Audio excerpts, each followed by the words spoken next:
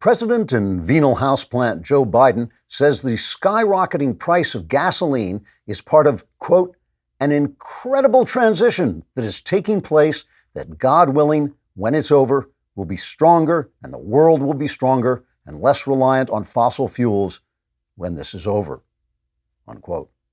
Now, I know what you're thinking. You're thinking, oh, Klavan, you zany chuckleopagus, how do you invent these absurd and uproarious Joe Biden statements that seem to float from your brain like laugh bubbles from one of those electronic teddy bears who repeatedly lift the bubble wand to their mechanical lips while puffing a pink fantasia of hilarity over the streets of the city, until it turns out he's a sex offender in a furry suit and so is arrested and released for the third time because the judge secretly thinks the idea of a teddy bear pinching women's backsides as they walk by looking at bubbles is actually kind of a turn-on. Frankly, I don't know where you came up with such a sick scenario, but no, I'm not making this quote up. Our corrupt presidential rhododendron, who has presided over a doubling in gas prices in the year and a half since Donald Trump left office, says, never mind, comrade, you should be proud as punch to be part of this incredible transition from being able to drive to work where you can earn your own living to a world in which, God willing, you'll have the privilege of selling your car for food money in the joyful knowledge that while having no fossil fuels may destroy Western civilization, it will at least bring global temperatures down 0%. The incredible transition has now become part of what's known as the Biden doctrine, or the crap storm, which reframes the disasters caused by Biden's leftist policies as the dawn of a glorious new age in which, God willing, Earth's inequalities will slowly vanish as our country achieves equality with Burundi. For instance, from now on, we'll be able to look at the soaring crime rate in Democrat cities as part of an incredible transition from the racist imprisonment of young men for the crime of driving while black and firing a machine gun out the car window to a shining new world where, God willing, we can all share the streets of the city with gangsters whose demonic laughter echoes in their wake as they speed away from the bullet-riddled scene of the crime. Likewise, the destruction of our nation's borders in order to allow a ceaseless flood of illegal aliens to swarm American communities, devouring the social services funded by the taxes our citizens used to pay before they lost their jobs to illegal aliens, will be seen as part of the incredible transition from an unjust world where people are denied the blessings of living in America simply because they don't live in America to a wonderful new day where, God willing, the blessings of living in America will disappear completely. And of course, allowing sexually abnormal teachers to parade their fetishes, perversions, and delusions in front of elementary school kids will be part of the incredible transition from schools that fail to teach rudimentary skills like math and reading to schools that, God willing, fail to teach math and reading while also becoming cesspits of unholy evil and corruption. The Biden doctrine of incredible transition can also be applied to other fields, such as literature, for instance, where the characters in the novel Dracula can now be seen as experiencing an incredible transition from the oppressive constraints of Victorian morality to a soulless eternity as undead creatures of darkness who, God willing, feed on the blood of the living in order to enlist them in their legion of satanic predators. Or we can have the Biden incredible transition doctrine in the field of sports, where men can declare themselves women and compete in women's events to bring on the incredible transition from a mean world in which effeminate men are bullied and despised to a world in which, God willing, effeminate men can bully and despise everyone else while also giving us the creeps. Because yuck. In general, I think we can all look forward to Biden's policies bringing about an incredible transition from a world where leftists celebrate turning everything they touch to crap to a time when nothing, even vaguely resembling a Democrat, will ever be elected to anything, anywhere, ever again, God willing. Trigger warning, I'm Andrew Klavan, and this is The Andrew Klavan Show. I feel hunky-dunky, life is tickety-boo. Birds are winging, also singing hunky-dunky-doo. Ship-shaped, ipsy-topsy, the world is zippity-zing. It's a wonderful day, hurrah, hooray! It makes me want to sing. Oh, hurrah, hooray! Oh, hooray, hurrah! All right, we are back laughing our way through the imminent fall of the Republic. It's falling around us while we're laughing our way through it. We're going to have a different conversation today about guns, not what you usually hear. Plus, my son, Spencer Klavan, no relation, will join us to talk about how much, What's new in our culture is really a throwback to old-style paganism. This is a good time to subscribe on Apple Podcasts or wherever you get your podcasts. Leave us a 5-star review. Very helpful to us. Also, the mailbag. I keep telling you that if you want to be in the mailbag, you subscribe and then you hit the watch button and then you go to my podcast page, and there's a little paper airplane. So I tried that this morning, and it doesn't work. So we found out, hopefully they're working on this, but what we found out is that if you use a computer, it doesn't work on an iOS device, but you go to that page and you see where it says latest episode.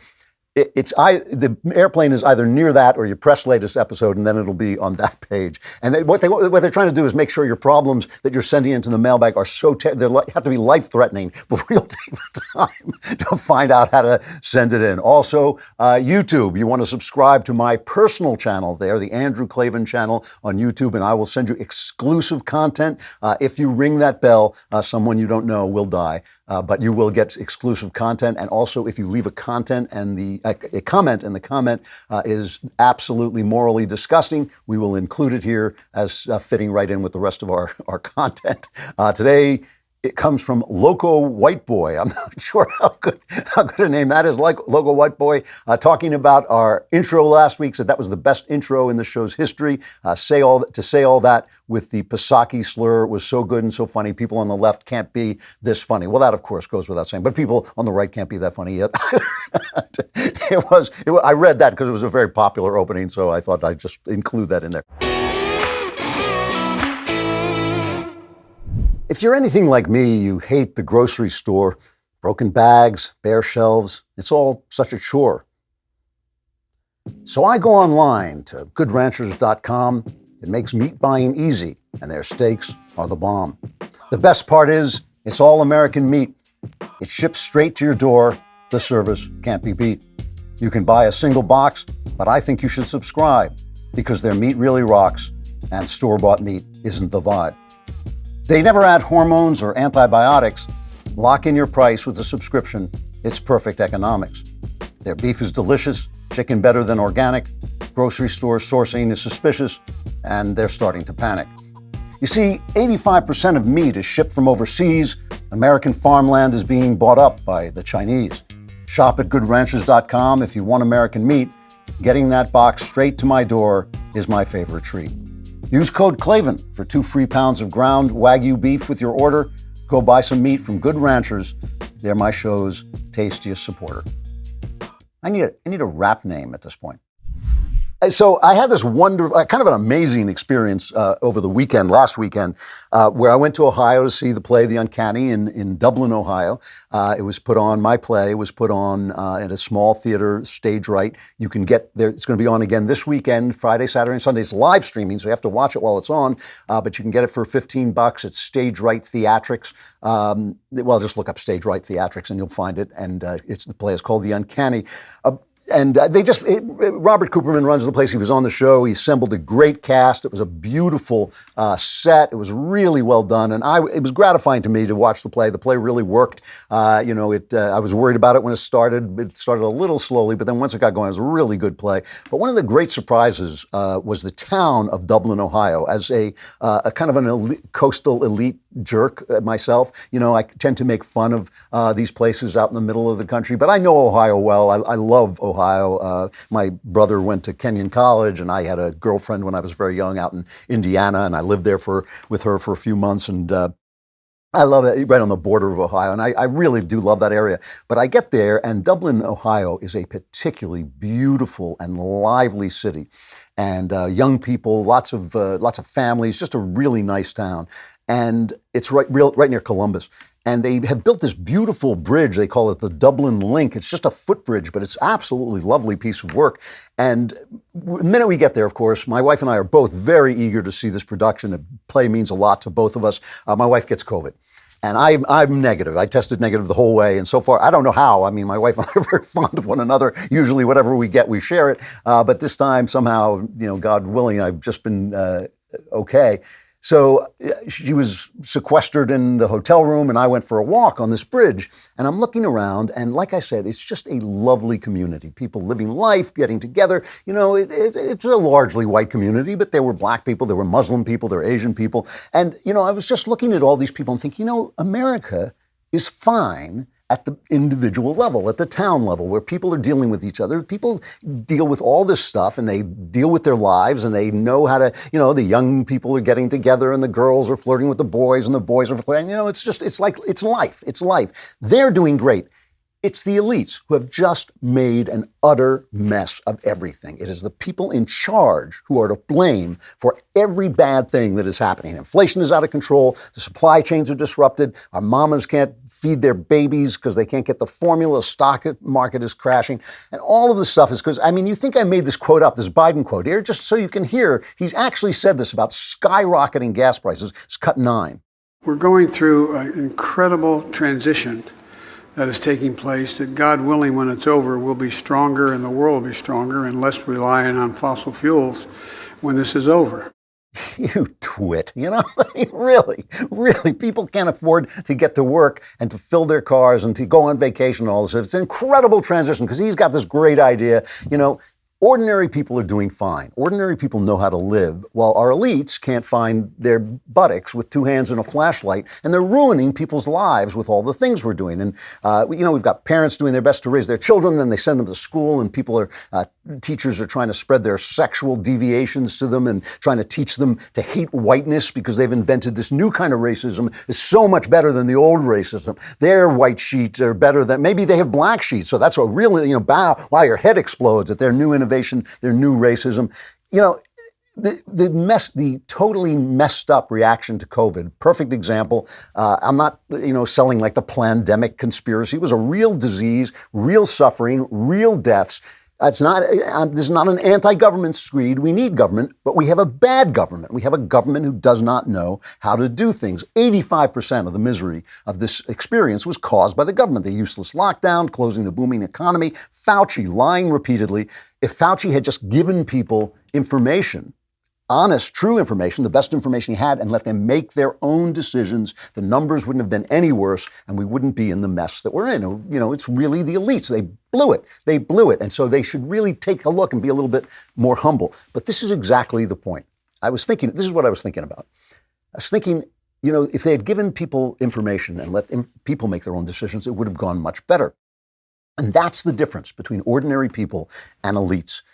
Every week, because ordinary people ask themselves a certain question. I ask myself this question at least once a week, sometimes once a day. I ask myself the question, what problem am I trying to solve, right? Whether I'm writing a scene or planning a book or discussing some family thing with my wife, what problem am I trying to solve? And when you ask that question, what problem are you trying to solve? A lot of other questions come up. Should I solve the problem? Can I solve the problem? What will it cost to solve the problem? Am I willing to pay the price to solve the problem? Can I pay the price to solve the problem? And you step back and you think, well, what am I trying to do, and what are the consequences going to be? Because each decision has consequences. The world is a certain way, and I'm a certain way, and you're a certain way, and those things don't change. So you choose what price you're willing to pay for what rewards.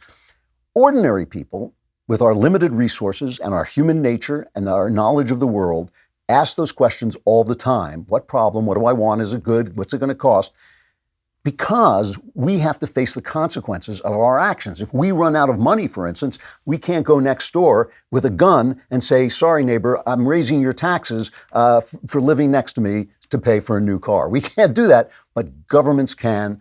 Billionaires, second-rate screenwriters, movie stars, they think they're wise because they are personally sheltered from the consequences of their decisions. So they become big thinkers. They're going to solve all the problems. They start to ask themselves, not like, can I pay for lunch? Not, what do I want to do with this amount of money I have? They start to say, can I make the world just? Can I change the climate to make it what I want it to be? Can I end inequality? And the answer is no. You can't do those things. You cannot do them. They're not possible to do. The world is unjust. So when you fix one part of it, another part of it goes wonky. And that means you have to decide, well, when I make this fix, is the cost too much? Is the opposite reaction going to hurt too many people? Instead, they don't think about it like that. They think, well, in the old days, blacks were mistreated, so now we'll mistreat whites, and that'll make everything fair. I mean, it's literally what Ibram Kendi says. He says from his book, he says, the only remedy to past discrimination is present discrimination. The only remedy to present discrimination is future discrimination. Those are the words of a fool. Those are what a fool says, because you're not fixing anything. If you take away, you know why they're always calling us racist and sexist and all that stuff? If you take away racist, sexist, homophobic, trans, whatever phobic you come up with, if you assume the person who disagrees with you is a person of goodwill, instead you have to ask yourself, what problem are they trying to solve? What consequences are they facing? What costs are they facing? Are they willing to pay those costs? With all their sins and flaws, individuals can make those decisions better than governments, because they live with the consequences of their actions. And the rich and powerful lose their way because they lay aside their humility and make themselves into our saviors, and they ruin everything. The people of this country are fine. The elites have lost their way because they think they're going to do big things that can't be done instead of the small things that can be done. And it is time for them to go. So as you know, I stay awake all night, so I can't tell you what it's like to sleep on a Helix Sleep mattress, but I can tell you it's incredibly comfortable if you're lying awake all night. They have a quiz. Helix Sleep has a quiz. Takes just 2 minutes to complete, matches your body type and sleep preferences to the perfect mattress for you. Why would you buy a mattress made for someone else? With Helix, you're getting a mattress that you know will be perfect for the way you sleep, or in my case, stay awake. Everybody's unique, and Helix knows that, so they have several different mattress models to choose from. Soft, medium, firm mattresses. Mattresses great for cooling you down if you sleep hot. Mattresses great for spinal alignment to prevent morning aches and pains, and even a Helix Plus mattress for plus-size sleepers. So if you're looking for a mattress, you take the quiz, you order the mattress that you've matched to, and the mattress comes right to your door for free. You don't ever need to go to a mattress store again. Go to helixsleep.com/Klavan. Take the 2-minute sleep quiz. They will match you to a customized mattress that will give you the best sleep of your life. 10-year warranty. You'll get to try it out for 100 nights risk-free. They'll even pick it up for you if you don't love it, but you will. For a limited time, Helix is offering up to $350 off all mattress orders and 2 free pillows for our listeners. This is their best offer yet, so hurry over to helixsleep.com/Klavan. As you lie awake at night, you can ask yourself, how do you spell Klavan? It's Klavan. No E's in Klavan. I just make it look this easy.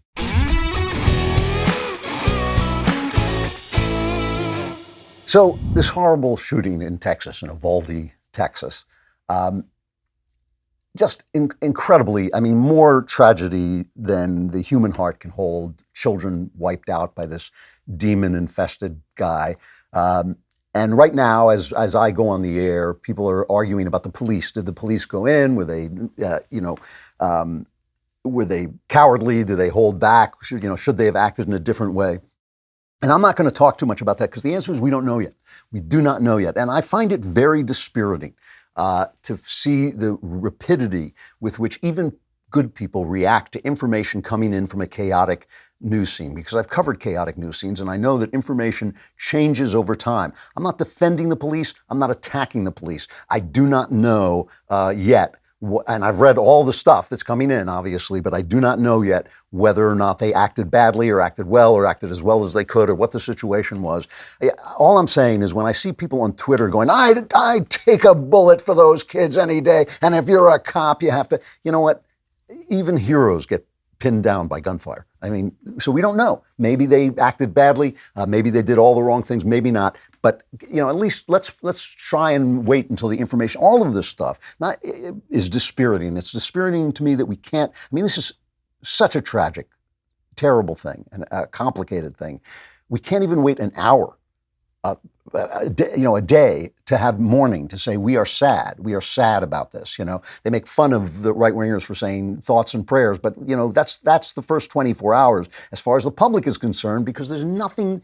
I mean, if we who don't know these children are grieving, imagine what is going on in this town. I mean, like I said, it is more sorrow than the human heart can hold to see these children shot down in their schools. So the right thing to do is to, ask questions and seek info and, have some kind of patience with our emotions and our sorrow. And instead, what scumbags do, what dirtbags do, what lowlifes do is they ride the emotion, because that's what all this is about. All the anger at the police, that uninformed anger so far, all the screaming and all this, it's all about the fact that we feel helpless and we feel sad and we feel angry and we want to take it out on somebody, and so we do. And that's what dirtbags do. What dirtbags do, lowlifes, they ride the emotion to get the things that they want. Like this guy, this is cut 31.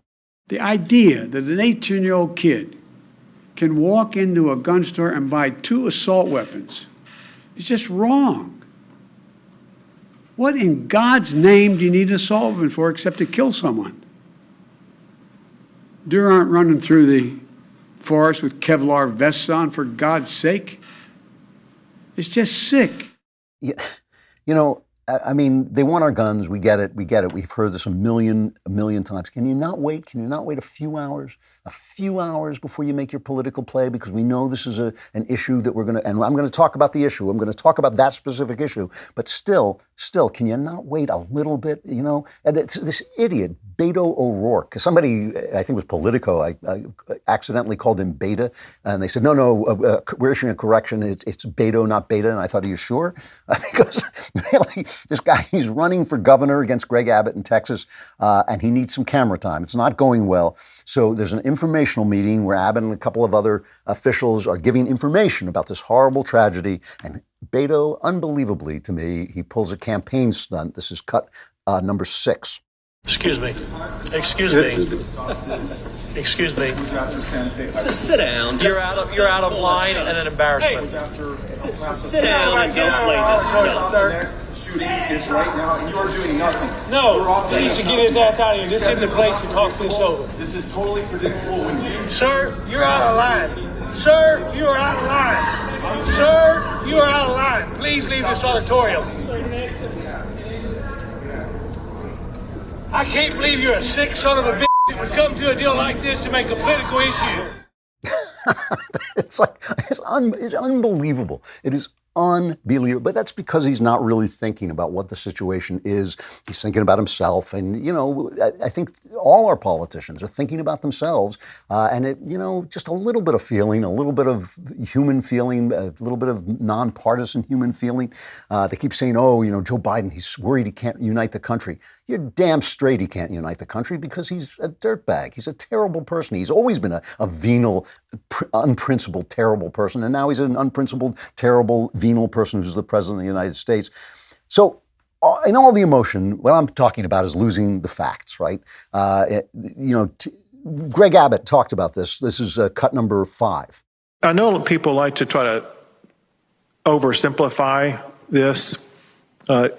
Let's talk about some real facts.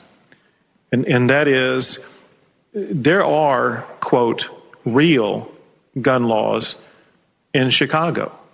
There are, quote, real gun laws in New York. There are real gun laws in California. I hate to say this, but there are more people who were shot every weekend in Chicago than there are in schools in Texas. That's exactly right. I mean, that is just a fact. That has nothing to do with the argument over guns, but it's just the actual situation. I believe the number is 275 children. 275 children have been murdered, slaughtered, killed in Chicago this year. And this is Chicago has some of the tightest gun laws in the country. Black kids, mostly killed by black gangsters. And that, obviously that narrative doesn't work for the press. So those kids don't exist. Those kids are just erased from the national consciousness, whereas this horror in Uvalde is a good narrative for them because they can go after guns and nobody really is going to care about whether this guy's mentally ill or whether we need mental illness services. Nothing about that. Just saying it's complicated. That's all. Just saying that, these things are emotionally charged, but you've got to get past those emotions to deal with the real problems. Plus, we've had these big guns, these automatic weapons. We've had them for decades, and we haven't had these kinds of shooting. And what has changed? I mean, it's a good question. What has changed? I'm always telling you the future is male, that when you see a profession being taken over by women, that profession is about to become obsolete. And it's not a hit on women. It's not because women are no good. It's because the men have moved on to the next thing. When women become film directors, you know that the movie industry is basically dead, right? Because boys have moved on to playing video games. When women become news anchors, the TV news has become irrelevant. And again, it's not because the women are not competent and can't do it. Is because, if you hear a child say, you know what I'm going to do? I'm going to take this cardboard box. I'm going to line up 15 cardboard boxes. I'm going to make a ramp. I'm going to take my skateboard and I'm going to take that ramp and see if I can reach Mars. That's a little boy. Now, I know you're going to say, oh, but my daughter would say that. I'm just talking about the odds. I'm talking about the bell curve. That's a little boy is going to say that. Little boys are like that. They take risks. They're crazy. They dream up with these stupid things. And that's where the future comes from. So when you tell boys that masculinity is toxic and maybe we can cut off your jiggly bits and make you a girl, and porn is great, and a woman needs a man like a fish needs a bicycle, and children don't need fathers, what are you, some kind of sexist, and there's no God, and you can't have Boy Scouts, you can only have Girl Scouts, and boys, become enraged and alienated. That's what the future is going to look like. We've had 60 years of this kind of feminism, and the fact that men are angry, and I know men are angry because I talk to young men all the time who are not crazy, who are not demon-ridden, who are not going to shoot anybody, but they're all angry, and all the women are miserable. I mean, I see this all the time with young people, and it's like that is a problem in the culture. But still, all of that, what about the guns? So this is what I mean. What problem are we trying to solve? Summer's coming. It's always busy, and if you're like me, you're going to be away from home quite a bit. I am. I'm going to be traveling, but you can rest easy with the protection of Ring Alarm. And you're thinking, Ring Alarm, it's a video doorbell company. And it is. They make that great video doorbell where you can talk to anyone who comes to the door, no matter where you are, but they make an alarm. Ring Alarm is an award-winning home security system with available professional monitoring when you subscribe. You can easily install it yourself, and Ring didn't stop there. They've gone pro with Ring Alarm Pro. Ring Alarm Pro is a new level security system. CNET calls Ring Alarm Pro a giant leap for home security. Ring combined a home security system and a Wi-Fi router, so it helps protect your home and secure your network. With a Ring Protect Pro subscription, which is an amazing deal, you can get professional monitoring for the ultimate peace of mind. If anything happens, professional monitoring will call you and can request emergency services. You may not know it, but it's true. Ring has an award-winning alarm this busy summer season to protect your home. Go pro with Ring Alarm Pro. To learn more, go to ring.com/Klavan. That's ring.com/Klavan. When anybody enters your home and they shouldn't, the alarm goes off and tells you how to spell Klavan. Very important. It's Klavan. That doesn't really happen. There's a guy named Robert Kelly, Robert E. Kelly, I think it is. He has a blog, and he teaches overseas. And he says, no matter how he explains gun laws to foreigners, they think we're nuts. They think we're crazy. And none of them wants to have guns the way we have guns. So I had this experience the other day. I was called up by a new British conservative TV station, GB News. And they had me on their show. A presenter, the anchorman, is named Colin Brazier. Very smart guy, very decent guy, concerned guy, a real person. And I really like him. And so I thought, I'm going to really explain this to him. And I explained it to him, and he could not hear it. And this is what I said to him, all right? I said, Great Britain, wonderful country. I lived there 7 years, wonderful country. It's the size of Minnesota. Its population is maybe twice the size of California. So we have 25 Great Britons in this country. And they're not 25 Great Britons filled with British people. They're 25 Great Britons filled with people from all over the world, all of whom would happily, kill each other if they had a chance. All of them would happily enslave their neighbors if they had a chance. No matter what color they are, it doesn't matter. When this country was founded, people said, rightly, no republic of that size has ever survived. Look at Rome. Once it grew to a certain size, the republic fell and it became an empire. It became run by an emperor. The idea of a federation of states was supposed to guarantee the freedom of individuals by protecting the republic, by protecting the power of local government against the federal government. That was Madison's insight. He said, a big republic doesn't have to collapse if there are smaller republics, 50 smaller republics or however many there were at the time, with competing interests. That will keep us free, right? That's what is going to keep us free. So when they decided that the U.S. had to have an army, that the federal government had to have an army, people reasonably said, well, then if they have an army, how are we going to defend our states? How are our states going to have any power? And the idea they came up with is the Second Amendment to the Constitution. That's why it's about militias, right? It is about the fact that if the people have guns, the states can form militias in this terrible, disastrous situation to fight the federal government. People are talking about it all the time, not just on the right, on the left, everyone saying, wow, we're so divided. Are we going to have a civil war? Well, if we're going to have a civil war, we don't want only one side to be armed. If we're going to have a civil war, that's the way it's going to happen. God forbid that should ever happen.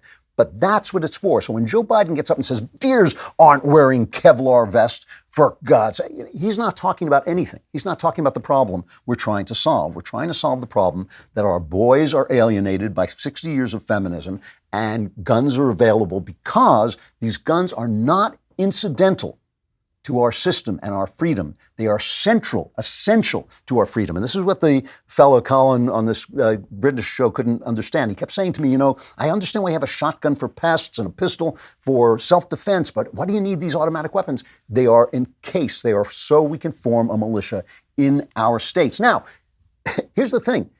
It is okay to say, I don't like American freedom, the idea that the little guy is sovereign. I said to Colin, your queen is your sovereign. You're looking at our sovereign. I am our sovereign. The people, the person is sovereign in America. You may not like that system. You may not like federalism. The left doesn't like federalism. The left wants all the power accumulated in Washington, D.C., so they can bring on the great socialist paradise that they're going to bring on. The right doesn't want that. We want the system that was formed to keep the individual free, which is the federal system. You can say you don't want the federal system and therefore we should get rid of the guns. What you can't say, right? What you can't say is we love America. We love the American system. All these people complaining about America, all these people who think that the American system stinks, they're based on America. Their country is based on America. Their country is as Republican as it is, as democratic as it is because of America. When America was formed, there were no other constitutional republics in the world. Now everybody, including people that aren't republics, call themselves a republic because our system was so successful. You can't say, I want that system, but I want to get rid of the guns. You can't do it. Same with the Electoral College. You can't say, I want the federal system, but I want to get rid of the guns. So the problem we're trying to solve is how to keep people safe and preserve our system. The left does not want that system, so they're lying about what problem we want to solve, whether we can solve it, what the costs are, and whether we want to pay those costs. The cost for getting rid of guns, which I'm not a big gun guy. I'm fine getting rid of guns, but in a general principle. But the cost of getting rid of guns is losing our federal system. And if we lose our federal system, we lose the sovereign people. Then we have the people in Washington, D.C. doing what they want to do, which is making the rules for all of us. The disease comes through, they're going to close everything down because they know they don't have to deal with the consequences. We have to deal with the consequences. It's an incredible transition to a bright new world of shiny socialist perfection. They've got it all figured out. That's what they want. That's not what I want. I'm for the guns. I want to keep the guns. And, that means people are going to get killed. This is a violent country. That means people are going to get killed. And no, do I think, you want to say to me, well, even one child's life is more important than the republic? And I would say to you, you know what? I want to protect those children any way possible. Let us find a way to protect them and preserve our federal system, which preserves, in turn, the freedom of the individual, this unique thing that has never existed on the face of the earth, the only new political idea that has been ever had in human history, this idea of Republican government keeping the individual free with the sovereign individual. It's the guns that keep it. you can get rid of the guns, and American-style freedom and the federalism that protects it will be gone in 10 minutes. One of the biggest things about being a small business, and I am a small business, I'm actually a little shop, I just look like a human being, but I know it's important to have an effective marketing strategy. Constant Contact is a digital marketing platform that helps small businesses and nonprofits of all sizes build, grow, and succeed. With email marketing, contact management, industry-leading list growth tools, social media ads, and more, Constant Contact helps small businesses connect with customers, find new customers, and sell online, all from one easy-to-use platform. They've been trusted by millions of businesses to help improve their marketing with a 97% deliverability rate. You can rest assured that your customers and potential customers are getting the right message at the right time. A simple interface, Constant Contact's easy-to-use platform makes contact management easier than ever. Their list growth tools help you find a bigger audience fast. Lead generation landing pages, text to join, and social media ads are proven to grow your list and drive engagement with your brand. Thousands of integrations. You can sync Constant Contact's tools with the tools you're already using. Powerful automation tools help you send the right message to the right person at the right time, every time. To start your free digital marketing trial today, visit ConstantContact.com.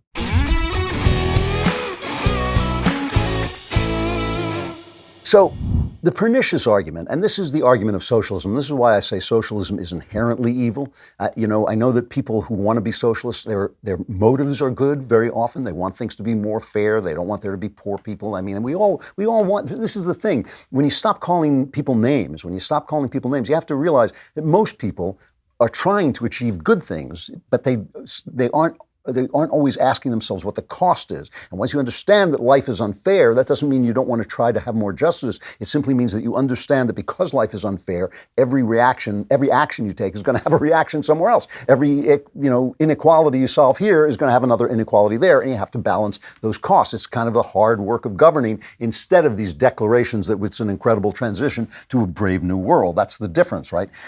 The pernicious argument, though, is that people are now nice. Government is now nice. Look how nice our government is. We want to give the means of production to the government because the government is nice and the government will make fair decisions. All through history, all the evil of history has been done by governments, right? When they say Robin Hood, Steve Crowder explained this to me once. When they say Robin Hood robbed from the rich and gave to the poor, the rich he took went with the government because they were overtaxing people. When you talk about slavery was an act of the government, right? That was the government that made it legal to hold slaves. The idea that now government is nice, now government is ready to be fair, is an illusion created by the restrictions that we put on government. Government is exactly the same as it always has been. Power is exactly the same drug that it always has been, and people react the same way on that drug that they always do. The New York Times, a former newspaper, reacting to the Texas shooting, they wrote a story with the headline, "Other countries had mass shootings, then they changed their gun laws." And they have in Australia, a 1996 massacre prompted mandatory gun buybacks that saw, according to some estimates, as many as 1 million firearms melted into slag. The rate of mass shootings plummeted from once every 18 months to so far only one in the 26 years since. Yeah, but when COVID hit, they were locked down like they were in Red China. Old people were wandering out in the street, and the police were beating them to the ground because, the people had no defense against the police. This is why we don't live like that. We live differently. We are a different country. And it always cracks me up that these people who are yelling white supremacy want us to be more like Europe, the whitest place that ever existed on earth. I mean, this country is not a white supremacist country. This country has everybody in it. We all look, crazy different. We all are crazy different. We're all trying to live together. And as people, we work it out. It's the government that puts us at each other because they like to have us hating each other. They want us hating each other. That means that they can do what they want because we're distracted by worrying about the guy next door instead of worrying about the people we should be worrying about, the guys in Washington, D.C. This meeting in Davos, what is it called? The World Economic Fund. if you think government has changed, I got to show you these people. These are these billionaires and these powerful people who get together. I think it's once a year, maybe more, and they're the ones with the Great Reset, right? They're going to bring the Great Reset, and they're the people who are pushing the stakeholder capitalism, where guys buy up a lot of shares, or basically the people who run your retirement funds use their proxy power to go in and demand that some company that makes widgets should not go to Georgia because Georgia doesn't have good bathroom laws. I mean, that's the stuff that these guys believe in. These guys believe that capitalism can be used to accomplish their purposes, which can't be accomplished through people voting, right? They can't be. And so Davos man is this guy, Klaus Schwab. I mean, he is something else. This is cut number 11, his speech to the World Economic Forum in Davos, 11. The future is not just happening. The future is built by us, by a powerful community as you here in this room. We have the means to improve the state of the world. It's a good thing that Sebastian Gorka is one of the good guys, because I mean, why should the bad guys have all the Bond villains, right?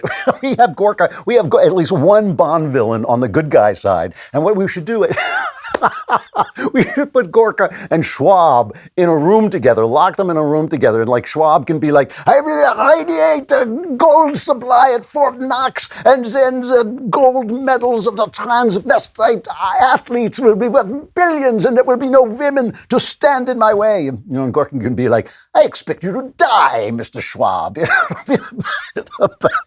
I'm sorry. but the good Bond versus the bad Bond villain. It's like the battle of the Bond villains. Hollywood lost such an artist when they blacklisted me.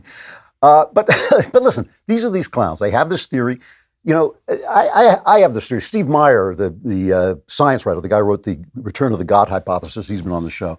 He has this theory that Judeo-Christian society was perfect for creating science, for inventing science, because we knew that God both had reason and also total freedom. So he was going to invent a reasonable world, but we had to look at what world he chose to invent. So we had to study it ourselves, and that's how we got science. But the other thing about Judeo-Christian society is we have respect for the little guy. So all these nerds who in another society would be put on an ice floe and sent out to sea were allowed to thrive and invent science. And so now we've got these nerdy, spurgy kings, these autistic guys who can solve computer problems and then think they can solve all the world, but they have no idea that other people have human lives. This guy, Yuval Harari, I swear, if this guy, I've read 2 of his books, very entertaining writer. I swear, if he's not autistic, I don't know who is. Here he is talking. Somebody put danger music behind this, but it's worth hearing what he has to say, why he loves COVID. COVID is so important. Here's Yuval Harari, cut number 4. COVID is critical because this is what convinces people to accept, to legitimize total biometric surveillance. If we want to stop this epidemic, we need not just to monitor people, we need to monitor what's happening under their skin. God, he thinks that's a great idea. We need total biological surveillance. And you don't think they're serious about this. At Davos, Pfizer's CEO, Albert Bourla, his name is, he says that Pfizer is getting this done. This is cut 3. It is basically biological chip that it is in the tablet. And once you take the tablet and dissolves into your stomach, sends a signal that you took the tablet. So imagine the applications of that, compliance. The insurance companies to know that the medicines that patients should take, they do take them. It is fascinating what happens in this field. Imagine the compliance if they can just spy. They make fun of right-wingers because right-wingers come up with these conspiracy theories, and they say, we don't take the vaccine because they've got little things in it that they're going to track you in it. And guys like me who come from another, we're visitors from the past who don't believe in that stuff are going like, what are you, nuts? It's a vaccine. It's like the polio vaccine. They're not going to track you. And there's this guy from Pfizer going, yeah, no, we're going to do that. We're actually want to do that. And Yuval Harari thinks it's wonderful. He thinks it's wonderful because he doesn't know that other people exist. That's the other thing about power. You know, you stop, when you're looking from a height, all those people look like ants, you know. It's like Orson Welles in The Third Man. Look down there. If one of those ants stops moving, what difference does it make to me? That's the way they are. So we're going to spy. Imagine the compliance. And then we have this guy from the Alibaba group. This is the guy, these are the guys who are trying to globalize the economy. They want to globalize. It's Michael Evans. He's the head of the Alibaba group. And this is his take. This is cut 12. We're developing, through technology, an ability for consumers to measure their own carbon footprint. What does that mean? That's, where are they traveling? How are they traveling? What are they eating? What are they consuming on the platform? So, individual carbon footprint tracker. Hooray, hooray. That sounds great, doesn't it? And keep your guns. Keep your guns. Listen, I am like a totally non-violent. I do not like violence. I haven't lifted a hand in anger since I was a teenage boy when I got into some fist fights as a kid. I stopped after a while. I thought this was ridiculous. I hate this. I'm not doing this anymore. I'm not a violent person. I think the guillotine, very uncivilized to cut people's heads off. Tar and feathers, a little messy, gets all over your clothes. But if these guys need a good, swift kick in the ass. These guys need to, all of them, Schwab and this guy Evans and Burles, they just need to, you know, after they're finished talking, we're going to inject this and then we'll be able to track you and we'll know if you took the pill and we'll know what you're eating and whether your carbon footprint is good. I mean, it's good. Bend over because now we're going to kick you in the buttocks. We're going to plant our boot so far up your ass that you're going to be eating shoe leather and then we're sending you home. That is what these guys need. Keep your guns. You know the guy who actually said something that was kind of interesting? Another Bond villain. All these guys are from Nazi Germany. They all grew up in Nazi Germany. I mean, Schwab's father was like an industrialist in Nazi Germany. George Soros, actually, I know he's another Bond villain, but we really got to get Gorka in on this. He's got to, you know, I'm going to take out the other Bond villains. We're going to be a Bond villain for the right. But Soros actually said something interesting. He's cut 13.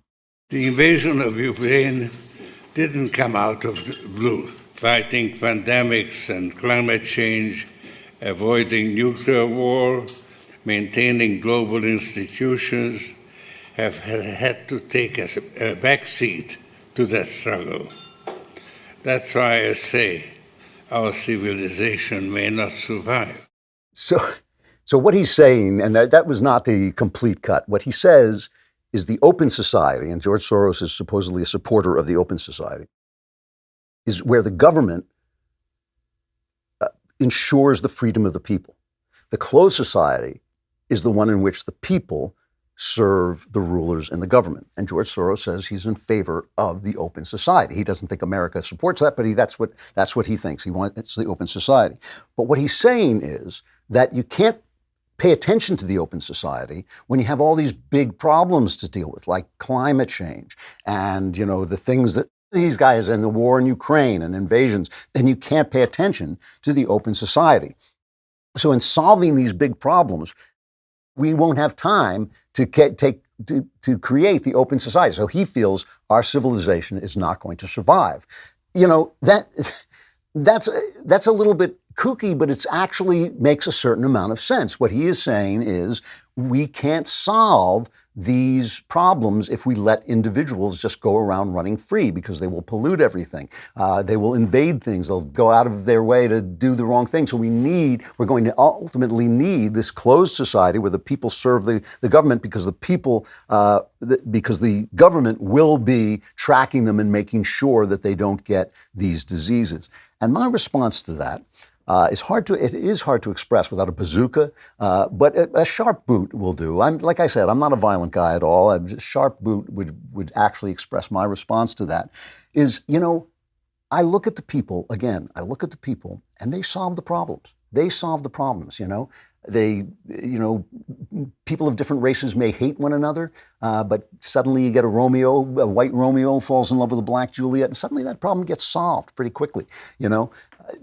People may pollute things, but one day they look around and they say, you know what, this stinks. Let's clean this stuff up. And they have, they enlist the government to do it. They elect people who will do it. It's these guys in Davos who suffer no consequences. And that's why Klaus Schwab is saying, it is we who will write the future, the powerful people, because he suffers no consequences. He doesn't know the first thing about how to do anything. You want a pencil made, you got to go to the rubber maker, you got to go to the wood maker, you got to go to the graphite maker, and you got to let each guy do the thing that he does, because each guy knows the price of what he does and knows the consequences of what he does. When you get to Davos, those guys are completely disconnected, and that makes them think they're wise. Keep your guns. Keep your guns. These people have never changed. They haven't changed since Pharaoh. The only thing that has changed is the ideas. Those are the things that keep us going. That's why we believe. That's why we are taking the chance that people of different races, people of different colors, people with different backgrounds and different customs can come together and become Americans, because we believe we have this great idea. And what is that great idea? The great idea is that the people can solve the problems because they get it, because they're on the ground, because a person who runs a store knows how to run a store better than Joe Biden knows how to run a store. The guy who makes a car knows how to make a car. And the fact is, under capitalism, they have an interest in doing a good job. You know, when I send you to RockAuto, it's because RockAuto knows that they have to do a good job for you to come back. That's why capitalism works. That's why individual freedom works. That's what we're trying to defend. That's why we have guns. We have guns because we're a big, messy, multi-ethnic country, and we want to be able to defend the local governments that keep us free from the big governments. And the reason we want to do that is because the big governments don't suffer the consequences of their ideas, and it makes them think they're wise, and they are fools. Keep your guns.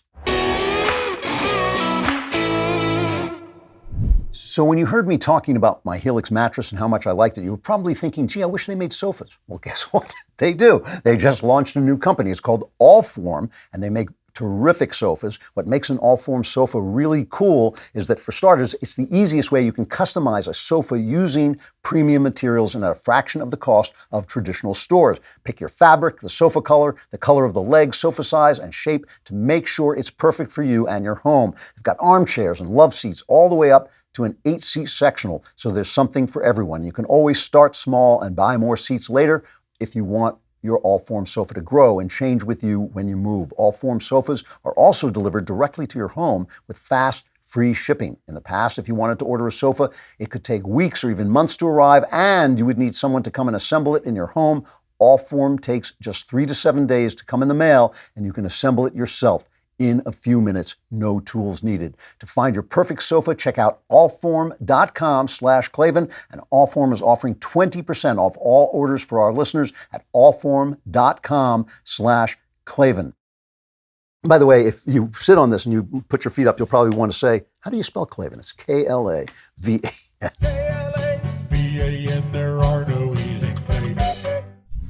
So a lot of the things I've been talking about today were inspired by this experience I had of watching my play, The Uncanny, go up. In the novel, The Uncanny, which the play is based on, one of the characters says something like, small minds think great thoughts, but great minds proceed in the smallest of stages. And that's one of the things I'm talking about, that people who suffer consequences go forward slowly and in small stages because they know if they make a mistake, they're going to have to pay for it, whereas governments don't do that. But another theme in The Uncanny is a theme, it's a series of ghost stories, and it's a theme of assimilation and identity, and whether we are indebted to the past, whether our past and our bloodlines should have a hold on us, or whether each, as one character says, each of us, God gives each of us a soul of his own to start the world again with. And that's one of the themes that I feel is central to America, because in America we have this unique thing where we expect people to come from all over the world and assimilate and become Americans. And yeah, you can be a Chinese American, you can be an African American, you can be an Italian American, but in the end, we're supposed to all come together and be American. What does that cost? What is the cost of giving up your cultural heritage to embrace this new identity as an American? Obviously, there are advantages to it, but never before has a country, I could have lived I lived in Britain for 7 years. I could have lived there 100 years. I never would have been British. But here, you're here, and 20 minutes later, you're an American, and we all accept it, and we all believe this. It's kind of part of our belief. And that's never happened before, and you want to think about what it means and what it costs. And of course, the people who have done that almost more than anybody are the eternal vagabonds, the Jews. The Jews have become essential parts of nations, and then the nations have chased them out. Again and again, they've been chased out of countries, and a lot of times the countries that chased them out didn't do so well after they chased them out. Now, the Jews started pouring into this country from Europe really around the turn of the last century, and most of them loved it. They had seen what Europe was. They had seen what prejudice was. They had seen the horrible, bigotry that they had suffered. Jews especially suffered in Christendom because of this kind of replacement theology and this idea that the Jews had killed God, which is, I have spoken about this a lot, which is ridiculous. But they had seen this, okay, and now a lot of them started moving into the culture. And Jews are very cultural people. They're the people of the book. They started writing books. They started writing things. The movie industry was the creation, to a large part, of the Jews. I always hear people say, well, Hollywood is run by Jews. And I always say, yeah, well, when you invent the greatest industry in American history, you can run it. That's the way that worked. And these Jewish guys came over, they loved America, and they were businessmen. And so they wanted to serve, they wanted to do good business, they wanted to serve the public and give the public what they wanted. So they made stories about America with good priests like Bing Crosby and cowboys like Gary Cooper and these Christian epics, but also, the Ten Commandments telling the story. And in these things, they wrapped this message. We love America, but we want to be part of America too. We want America to include the Jews. So you go back to a film like Manhattan Melodrama, 1934. This is before the Hays Code. Clark Gable and William Powell play two children who grow up almost as brothers, and one becomes governor and one becomes a mobster, right? This is the movie that John Dillinger was watching when he walked out and the feds killed him. But the way the two kids become friends, become brothers, is the General Slocum disaster, a very famous disaster. A steamboat, a kind of paddle wheel boat, sank in the East River. Over 1,000 people died. It was the worst disaster in New York until 9/11. This was in 1904. So they have a scene where the Slocum sinks, and the two little boys, their parents are killed, and a Jewish man from the neighborhood comes up to them and essentially adopts them. This is cut 26. What are your names? My name's Edward Gallagher, but they call me Blackie, and he's Jim Wade. Yeah, I knew your parents very well. And now, Blackie, and you, Jim, you have no place to go, huh? No. We'll find someplace. They have regular homes for orphans. No. They are not homes. How would you like to come and live with me? In my home, huh? And be my sons. I'm not a Jew, and neither is Jim. Catholic, Protestant, Jew. What does it matter now? What does it matter now, right? That is the thing that the Jews are selling. Yes, we love America, and we want to be part of it. And what does it matter now? We're all together. What does it matter now? And I remember watching that as a little Jewish kid and tearing up because thinking, this is what a great country. What a great country this is. Not only were the Jews inventing the movies, which was one of the greatest PR institutions for America. It spread American values all over the world. It was a brilliant, brilliant thing. But they also invented one of the greatest of American art forms, the American musical theater, the Broadway theater. There's a delightful PBS documentary. It's a couple of political zings in it that could have lived without. But it's about how the Jews basically invented the musical theater. They were almost all Jewish. And there's wonderful scenes in it. Here's one of them where a conductor named Michael Tilson Thomas, this is cut 22, he explains how Jewish music became musical comedy music. This is cut 22. Very often in listening to an early Broadway song, you could think that you're hearing a Jewish song. So there's not all that much difference between a song like Grina Kuzina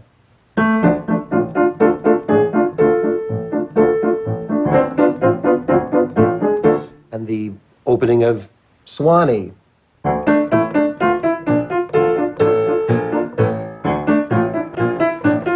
I've been away from you a long time. My I never thought I'd miss you so. Somehow I feel your love is real. Near you I want to be. So yeah, and everyone in the musical theater was Jewish, almost every, except Cole Porter. And Cole Porter had, after a couple of flops, he told Richard Rodgers of Rodgers and Hammerstein, he said, I'm going to start writing Jewish music. And he did. I mean, if you've ever heard the song, what's the song? My Heart Belongs to Daddy. Da, da, da, da, da, da, da, da, da. You know, it's a very Jewish song. And they served their audience, right? They had shows like Oklahoma. We know we belong to the land, and the land we belong to is grand. But they also dealt with this issue of bigotry. So they wrote South Pacific, which is about racism and includes that song, you've got to be taught to hate and fear. You've got to be taught from year to year. It's got to be drummed in your dear little ear. And that was, of course, the inspiration for critical race theory. But no, they dealt again and again with those issues.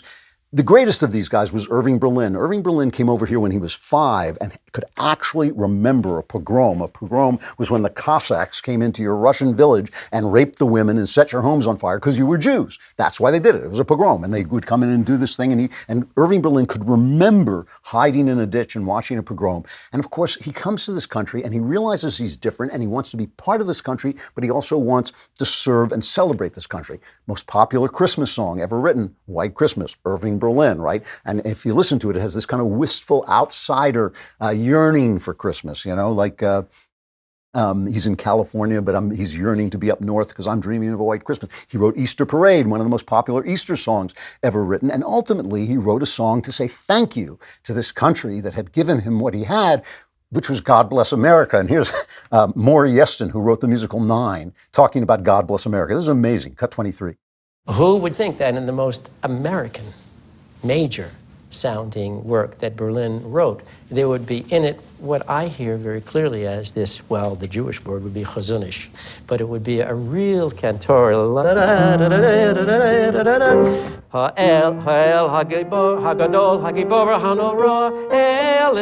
let's take that.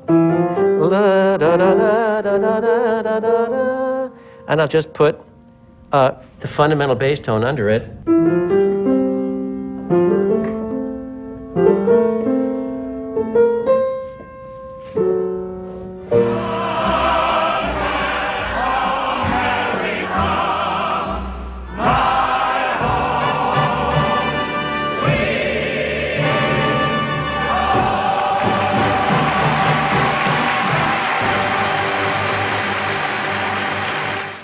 It's amazing. It's amazing. So what happens? What happens? Ultimately, they win the day. The Jews make their case to America, and America, with its open heart, welcomes them in. And there's this transitional moment. They talk about it in this PBS special when they put on Fiddler on the Roof. And as they're going around trying to raise money for Fiddler on the Roof, people are kind of going, what's this play about Jews?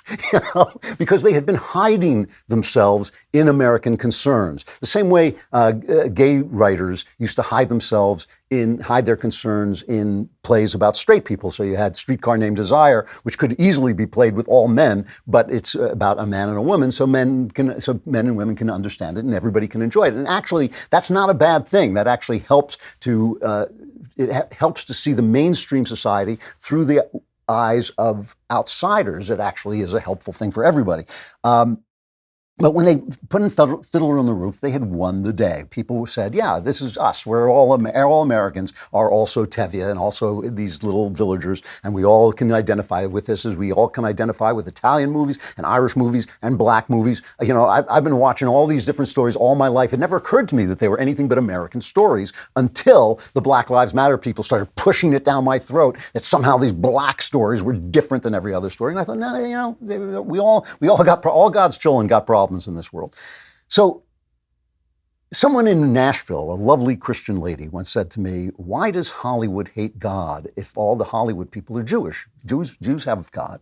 And I said, yeah, those are not those Jews. It's not that generation that built Hollywood. It is a new generation that has been accepted. And once you become accepted, then you're free. Then all of your problems can't be blamed on the society anymore, and you have to take responsibility for yourself. And that's when things start to turn. That's when that's when Jews stop being so grateful for being here and become leftist critics of our society and want to bring socialism and all the rest. That's when you suddenly have to say, oh, it's me.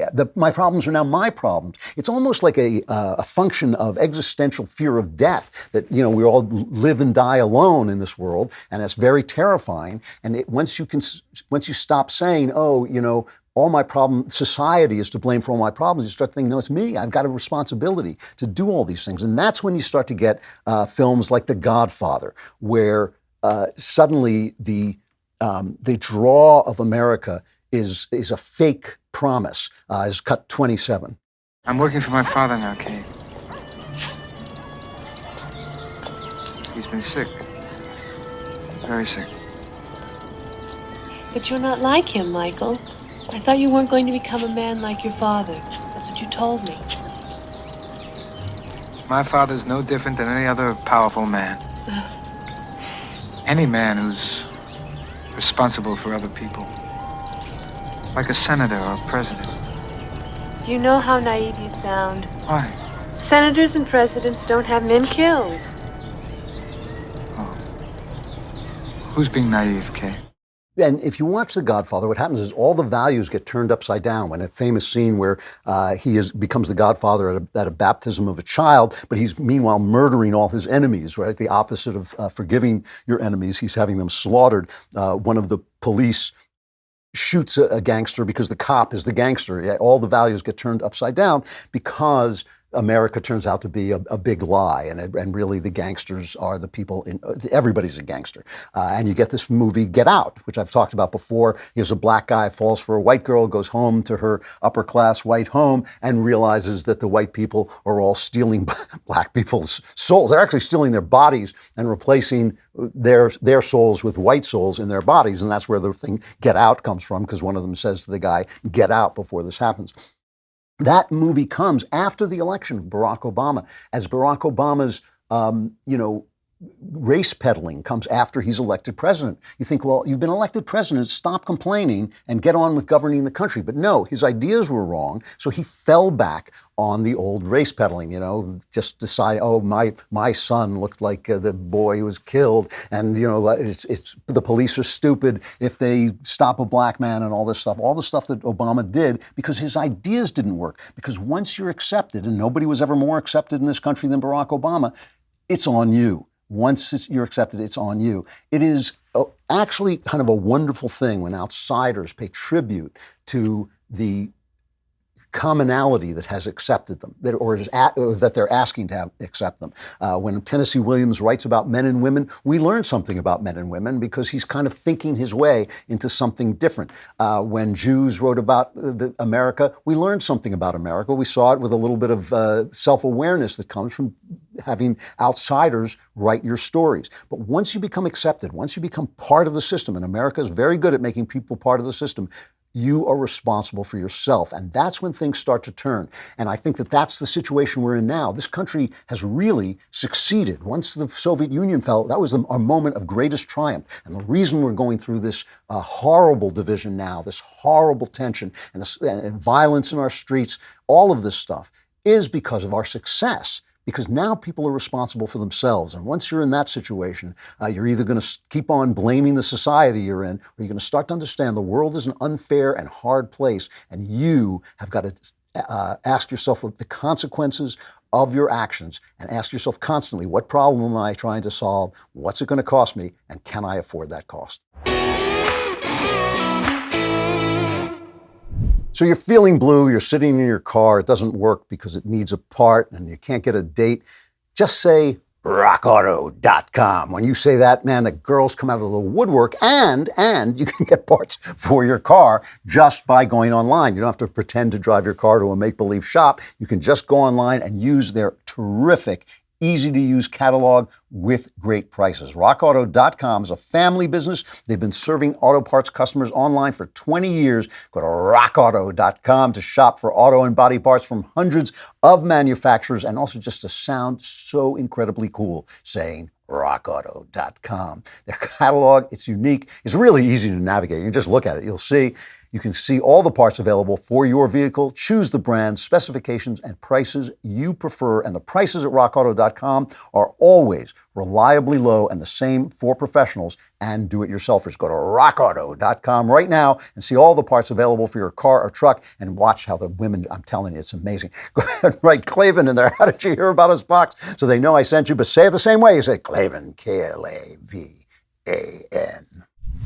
You know, we are a fearless bunch here at the Daily Wire, and that is a good thing. That fearlessness permeates everything we do. That means going where people don't go to pursue the truth. But it also means not being afraid to stand up for people, too.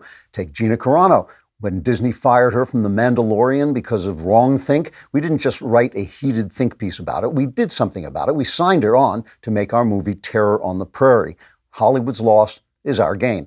Set on the plains of Montana, this gritty thriller follows a family of pioneers as they defend themselves from a vicious gang of outlaws hell-bent on revenge. The film premieres exclusively on the Daily Wire June 14th. We're giving you a sneak peek next week when the trailer drops on June 1st.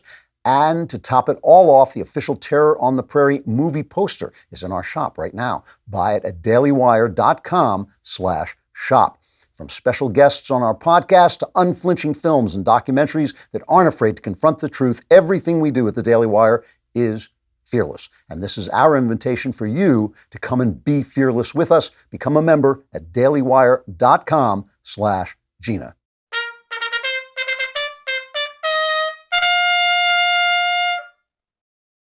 So recently I was catching up on movies because I hadn't been to the movies in a long time, and I saw this picture, Everything, Everywhere, All the Time. I think I made a bonus video about it. And I also saw The Batman, both of which I kind of liked. I liked both movies, but both of them were, I thought, disturbingly pagan and disturbingly disturbed in some way by the current spiritual state of the country.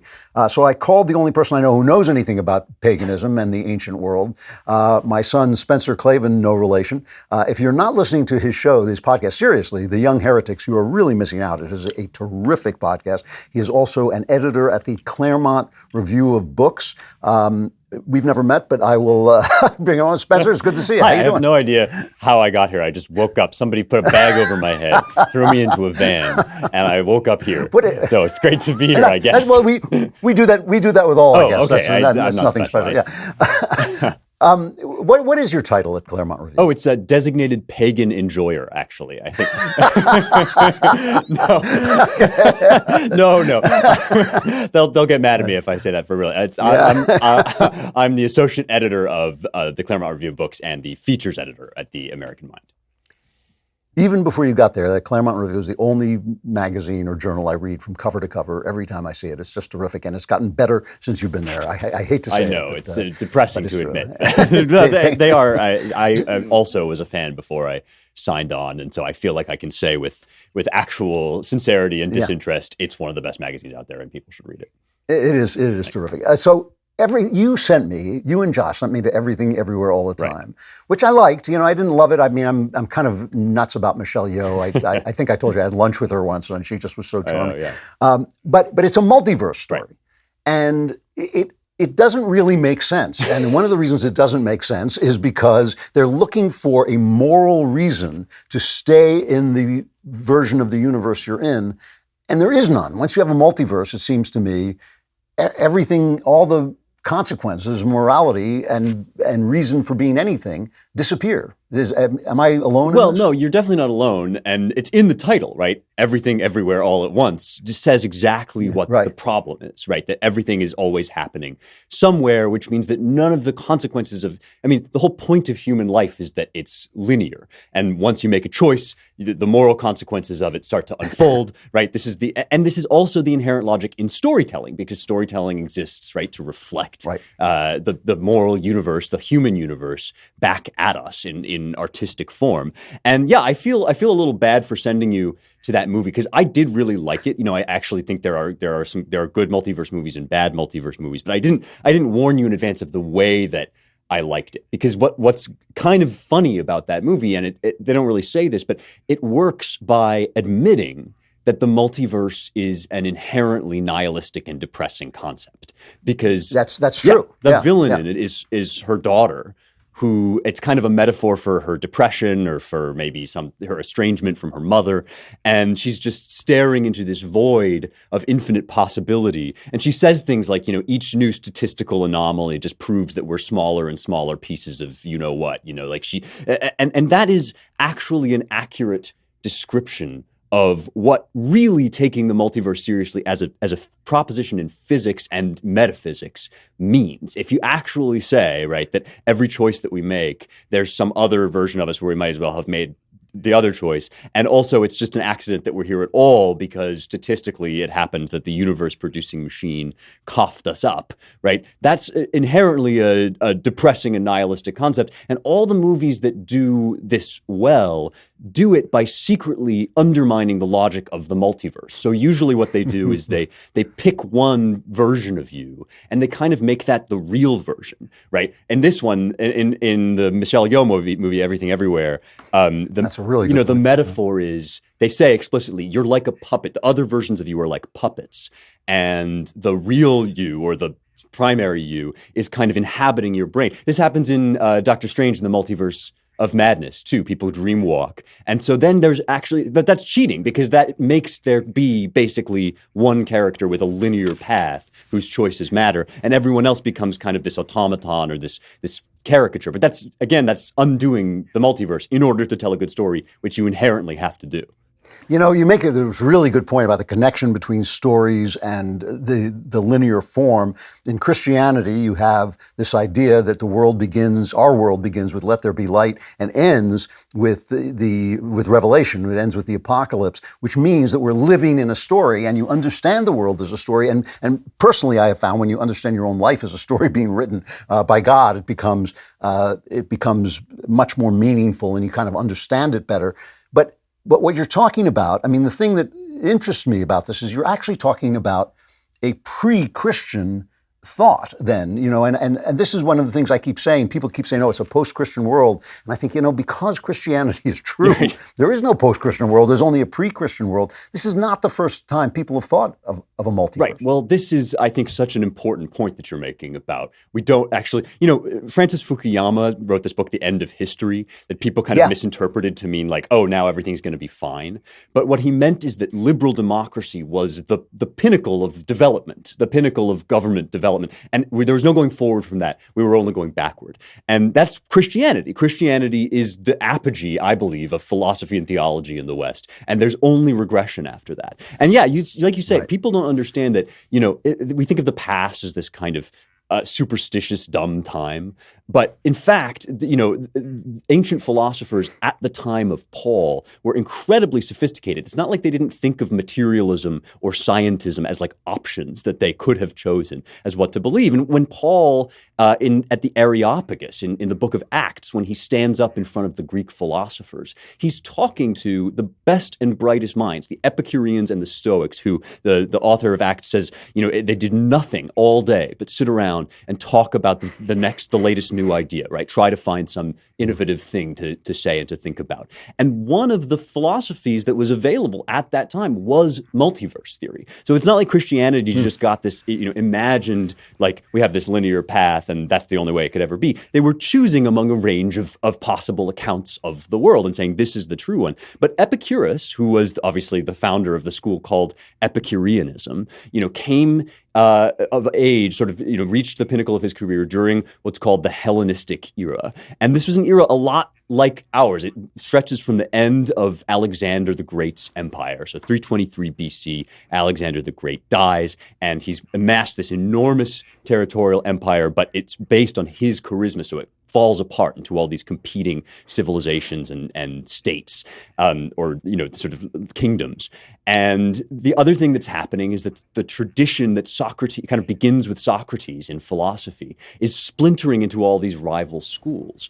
And so both in the intellectual world and in the political world, you have this complete disarray of people who fundamentally disagree with one another about how we should live, about what the cosmos is, just like now, right? Just like our political parties now can't agree on what a man and a woman is, just as we have all of these different ideas about life, the universe, and everything. And basically, Epicurus comes into that universe, that landscape, and he proposes that the world is just atoms and void, that there's a big infinite empty space and atoms bounce off of one another, and they create physical reactions, like the laws of physics.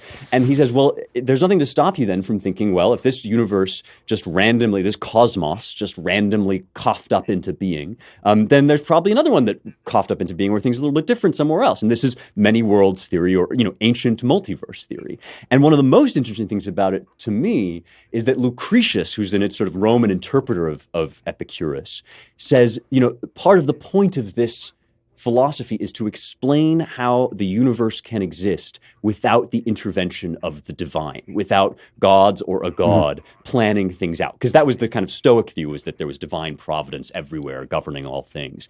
And Lucretius says nature is free, divinities play no part. And as our mutual friend Stephen Meyer has often pointed out, that's also kind of the thrust of modern multiverse theory in physics. It's less an experimental discovery as a philosophy about what science is teaching, which is it kind of avoids having to say that God or some mind is involved in the creation of the universe. These things, come back. We've been here before, and we're hitting up, as you say, against these dead ends that Christianity kind of already turned us away from. And there's only there's only one way forward. The thing that gets me about this is atheists are basically always asserting that this will make you free. This is going to set you free. But the thing that I noticed I was watching the Batman. Yeah. And the Batman was really interesting to me because I made most of my life as a hard-boiled mystery writer. I grew up reading the hard-boiled detective stories, Raymond Chandler and Dashiell Hammett and all this. And essentially, the Batman is a hard-boiled detective story. But the thing about the detective story, famously, is the detective story is about the individual in the corrupt world. And in TV, in Hollywood, where I have worked, they would say you have police stories, which are about the government will solve your problem. And you have detective stories, which is about the individual is going to do it, and they won't do detective stories anymore. And I have gone into producers' offices and say, why won't you do a private eye story? And they say, well, the world is too complicated now for one man to solve a problem. We need the government to come in. And that's why they have all these Chicago PD and NYPD and all PD stories and no detective stories. So now I'm watching the Batman, which is essentially a detective story, but instead of an individual, he's become like a god. I mean, and when I talk about paganism coming back, once you have this multiverse, once you have no gods at all, you start to look for, this is what Nietzsche said, right? It's going to be the big, strong man who determines what the new morality is. And so I'm watching Batman, and essentially he's a detective, but at the end, I don't want to get, it's ridiculous not to give things away because they all end the same. They all end the same way, There's right? a big fight at the end end with these gigantic action scenes, and then the Batman leads the people to safety, and the people come crawling out of there. So and this is Gotham City, so it's New York, and in New York, it used to be that the people didn't come crawling out anywhere; they would kill you if you bothered them. And it's like, but now the people are just these kind of little things who are following the great Batman to safety, and that too is paganism. These superheroes represent gods, and everybody else in the story is nobody. Well, this is another thing that's fascinated me for a long time, even before our woke revolution, before the MCU was a thing, before X-Men, that movie came out and kind of made superhero movies so exciting. America has a tradition going back to the early 20th century of these comic book superheroes who are great, and I'm not knocking them, but they are pagan gods, and one of the things that's true about Greek myth that maybe people don't always understand is that this is the role that they served. They had all these different versions. There was fan fiction, there were alternate timelines, there were local versions of the story. Theseus goes to the underworld in one version, Helen doesn't go to Troy in another version. All these sorts of different ways of telling these stories, and all of them designed to kind of embody, magnify human life and local concerns into these cosmic spheres. And so when Superman says, as he used to say, that he represents truth, justice, and the American way. That's very recognizable to me. When Theseus walks on stage in Oedipus at Colonus, he represents the Athenian way, right? He's this kind of larger-than-life, semi-divine embodiment of our patriotism and our concerns and our hopes about the future. And in that mode, as kind of mythologies that sort of embody our human life, they're great. They're really powerful. They're some of the best art out there, and superhero comics are great when they work that way. But famously, as claims about theology, as actual ideas, philosophical ideas about what the purpose of life is, they fall apart. And this was Plato's point in the Euthyphro. He one of the earliest kind of, or one of the first dialogues you read in school, right, is Socrates interrogating somebody about, well, what's the nature of justice? If there are multiple all-powerful beings and they want different things at different times, do they want it because it's good? Is it good because they want it? And if so, is something good at one time and bad at another? And again, it's kind of amazing to see as we become more and more kind of pre-Christian in our society. You watch a movie like Eternals, which is kind of after Endgame, after they've like wrapped up the big kind of climactic story in the MCU, they move on into this larger cosmic battle where, as you say, everybody else kind of shrinks to the level of ants. And now we're talking about these, fantastically long-lived beings that fight, planetary battles over and over again. And it turns out that there are multiple cosmic beings running multiple planets.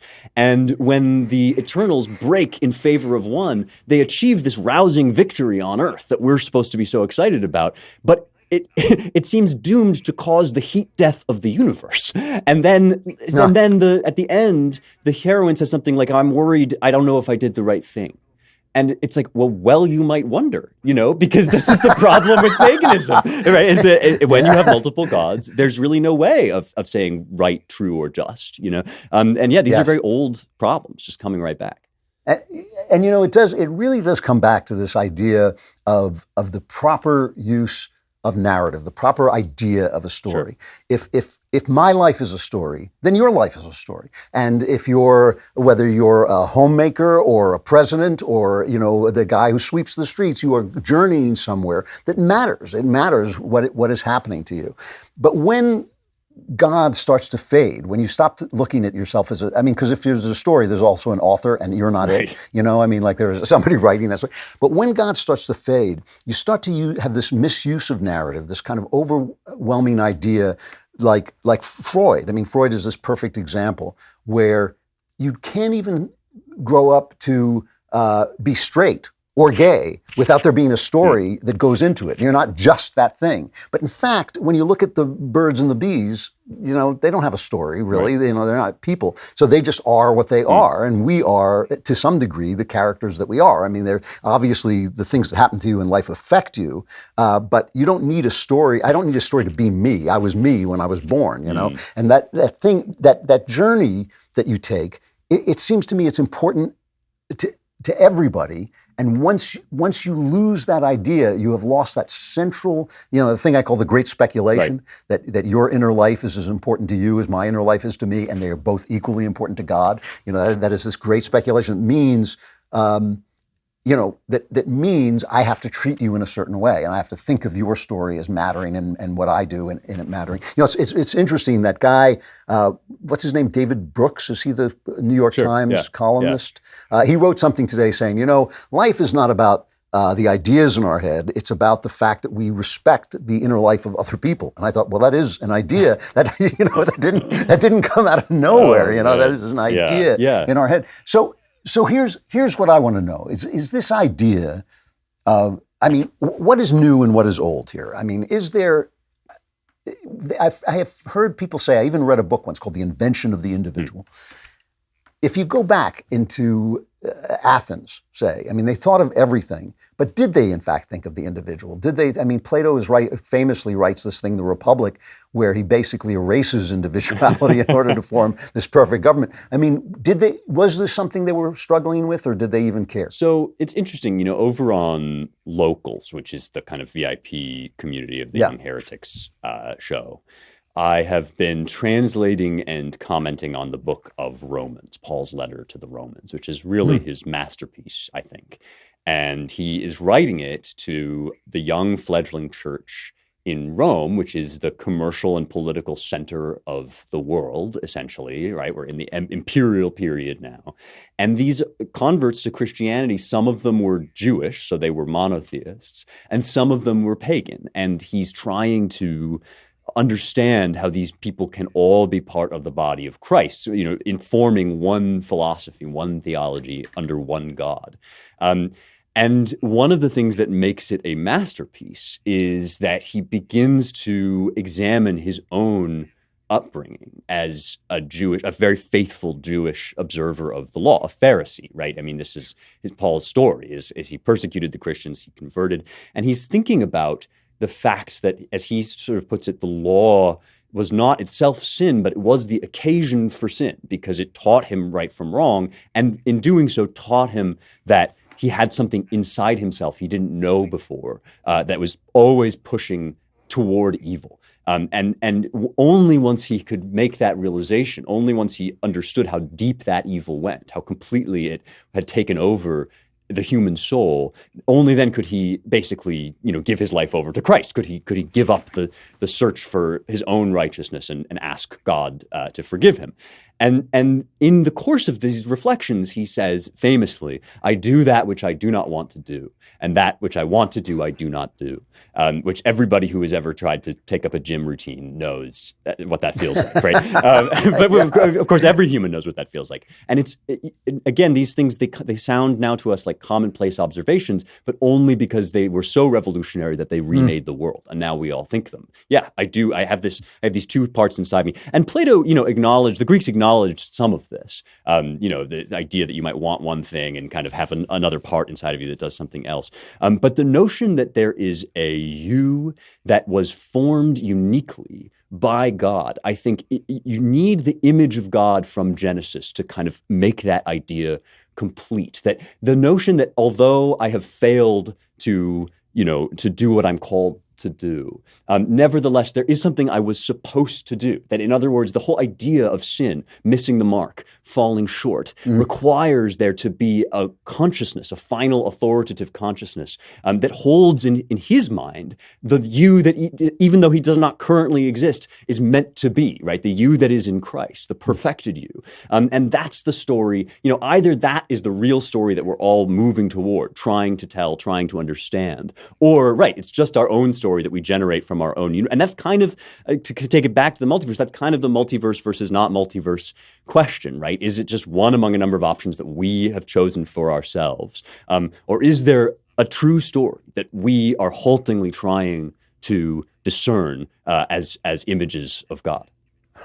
It only just now occurred to me for the first time as you were talking that idea in Romans of the law and how the law creates in you a sense of your own dividedness is a reiteration and kind of an answer to and solution of the fall of man. This idea that you're not supposed to eat the tree of the knowledge of good and evil. And you always read that. I think most Americans certainly read it and think, well, why shouldn't we know? Shouldn't we know but the difference between good and evil? But basically, what God is saying to you is, no, now you are divided from the paradise I gave you, the paradise in which everything is good. And so now you have to deal with this divided self. And what Paul is saying is now we are being reunited in Christ to bring ourselves together. It's always fascinating to me. I mean, the New Testament almost always reiterates the Old and sort of talks about, it kind of solves a lot of the problems that the Old Testament poses. But it had never occurred to me before that basically he is saying this is the answer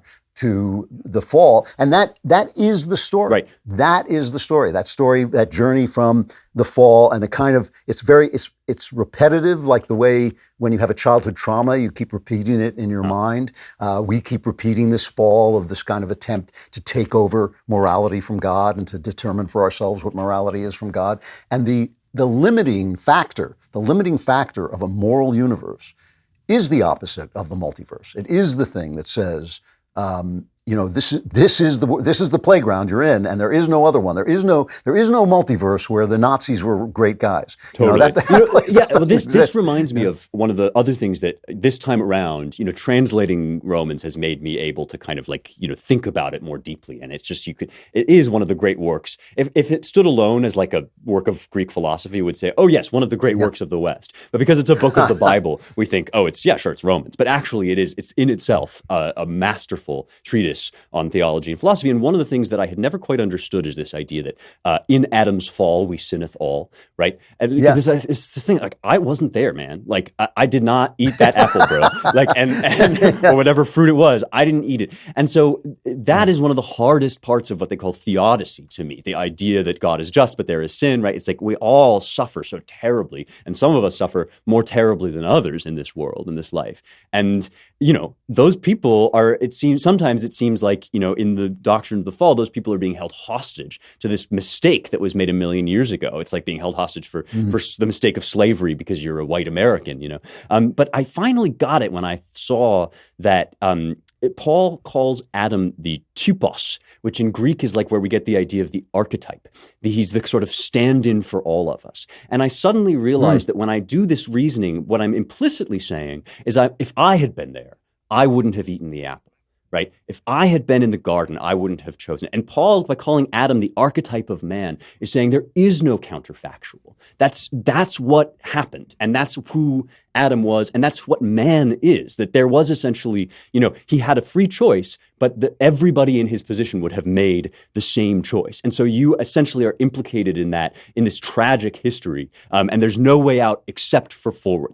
Just like we can't, imagine our way back into the days of slavery and say, oh, we would have been so much nicer then. We would have been the good guys. We would have been the abolitionists. We can't imagine ourselves back into the Germany before the Holocaust and say, oh, we're so enlightened. We would have been better. We can't imagine ourselves back, into the ancient world and say oh, we wouldn't have done all that nasty genocide. Humanity goes through its story because each chapter comes after the last. And we set ourselves up in this place of judgment because we are the product of all of the story that's gone before us. And we do this with history and we do it with theology too. And in fact, there is no counterfactual. There's just the story that we are in. And, it was God had a choice to have us and to die on the cross, or to not have us and not have to die on the cross. And he decided it was worth it. And so it's worth it for us too.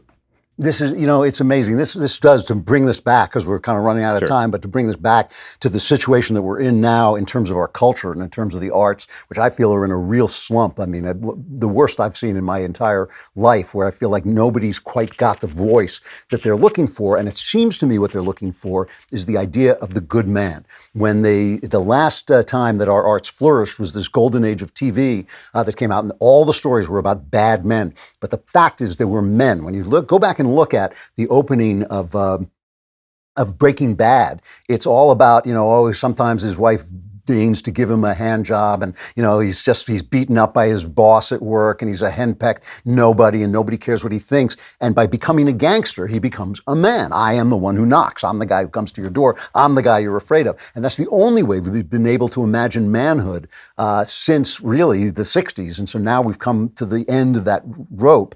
And the question is, what is a good man? And the only answer we have, and really in some ways, the only answer that has ever been, because when we look at good men, again, looking at policemen, firemen, doctors, all the things that they make TV shows about, those are people who are standing up against evil, but they're not good. They are good men, obviously. They're wonderful people and all that. That's not the point. But they're actually stopping evil. If there's no disease, you don't need that guy. If there's no crime, you don't need the cop. If there's no fires, you don't need the fireman. And the question is, what happens when all that goes away? What happens when you are trying to find that Edenic self who is in paradise? Then what? Then what are you creating? And then you come to this idea of creation, which is something that men don't do alone, actually. Right. It's something that they do with women. And it becomes, and now you have the question of the relationship between the sexes, which has been so disrupted in our life that we don't have a model. We don't even have a model for what the creative life looks like. If you don't happen to be an artist, what does the creative life look like? And it's just a remarkable moment when we have to ask ourselves these really basic questions again, and nobody is asking them in terms of our Christian heritage. Yeah. Well, I mean, some of the great thought on manliness and manhood is kind of about this. And actually, I think great thought on womanhood as well. You know, there is such a thing as a man and a woman. They're different from each other. They have these attributes. But many of the attributes, if not all of them, are morally neutral. So like, if you say aggression is one of the attributes of men, they tend to be more aggressive. Or nurturing is one of the attributes of women. They tend to be more nurturing. You can direct and channel those attributes in morally virtuous and morally vicious ways. You can be aggressive. Yeah. You can be a bully. You can be a jerk. You can do what Walter White does, right, and become a drug dealer. And we admire the manliness of that, even though we see that it's morally vicious, right? This is, I think, this is Machiavelli's idea of virtù, which is this kind of morally neutral but obviously admirable quality. And then you point it in a morally virtuous direction, and it becomes one of the driving forces of the universe, right? It becomes civilization building, and it becomes family building. And similarly, women, you know, they're nurturing, they make these beautiful homes for their children, they raise, they shape souls, but they also smother people, you know, they also overdo it. And they, you know, both of those things are inherent in the feminine quality of being nurturing. And the question you're asking, right, is how do you find positive versions of those qualities that don't depend on living in a broken world, but actually are positive visions? You know, this is what manhood looks like, even if nobody is beating down your door. I mean, you know, I have to stop you here. I mean, because I think it's a great point where we're actually out of time. Right. I'm sorry. We've destroyed them out. Listen, check out, if you have not checked out Young Heretics podcast, Spencer Klavan's podcast. There's no relation to me, but we have the same name. I think he spells it. You spell it with no e's. I just spell it with no vowels at all. Just Klavan. But Young Heretics, and if you're not getting the Claremont Review of Books, subscribe. You will love it. Spence, it's great talking to you, and I thank you. Always and a pleasure. I appreciate it. See you when you're out here next. I will be there soon. We're out of time, and so I must plunge you. Now I'm plunging you into a doubly Klavanless weekend because you're without either Klavan. But if you make it through, and the chances are almost nil, but if you make it through, we will be back next Friday with The Andrew Klavan Show. I'm Andrew Klavan.